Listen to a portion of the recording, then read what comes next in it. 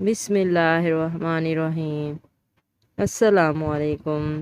بس لاہور سے ایبٹ آباد جا رہی تھی، جب بس اسٹیشن سے چل پڑی تو فرنٹ سیٹ پر بیٹھے ایک بزرگ جس نے بہت اچھے کپڑے پہنے ہوئے تھے کھڑے ہو گئے اور باقی مسافروں سے مخاطب ہو کر کہا، میرے بھائیوں اور بہنوں، میں کوئی بھکاری یا گداگر نہیں ہوں۔ اللہ نے مجھے اپنی نعمتوں سے نوازا ہے، مگر میری بیوی ایک موذی مرض سے اللہ کو پیاری ہو گئی۔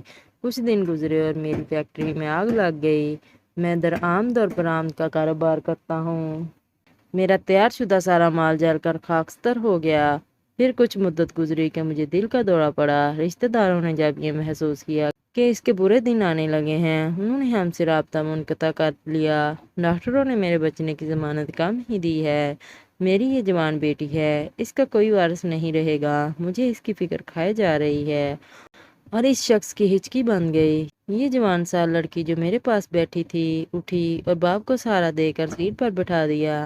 بس کی پچھلی سیٹ سے آدمی کھڑا ہو گیا اور کہنے لگا، میرے دو بیٹے ہیں، ایک ڈاکٹر ہے، اس کا نکاح ہو چکا ہے، اور دوسرا یہ جو اس شخص کے آگے بیٹھا ہوا ہے انجینئر ہے، اس کے لیے دلہن کی تلاش ہے۔ میں اس بزرگ سے درخواست کرتا ہوں کہ یہ اپنی بیٹی کا نکاح میرے اس بیٹے سے کر دے۔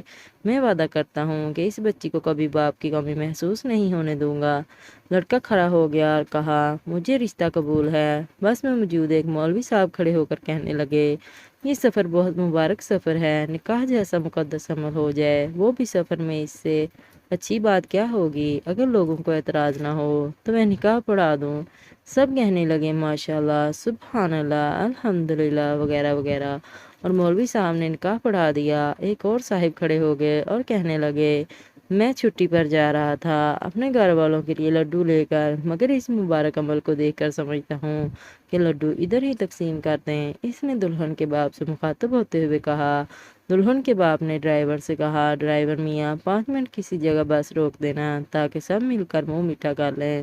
ڈرائیور نے کہا، ٹھیک ہے بابا جی۔ مغرب کی نماز کے بعد جب اندھیرا ہونے لگا تو لڑکی کے باپ نے ڈرائیور سے بس روکنے کو کہا اور سب مسافر مل کر لڈو کھانے لگے۔ لڈو کھاتے ہی سب مسافر سو گئے۔ ڈرائیور اور کنڈکٹر جب نیند سے جاگے تو اگلی صبح کے 8 بجے تھے، مگر دلہن اور دلہا کے دو باپ، مولوی صاحب اور لڈو بانٹنے والا بس سے غائب تھے۔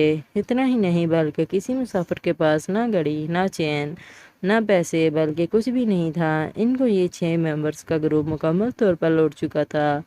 خیر رہنے دے، اصل بات یہ ہے کہ بڑے کہتے ہیں سفر میں کسی سے کچھ نہ کھائیں۔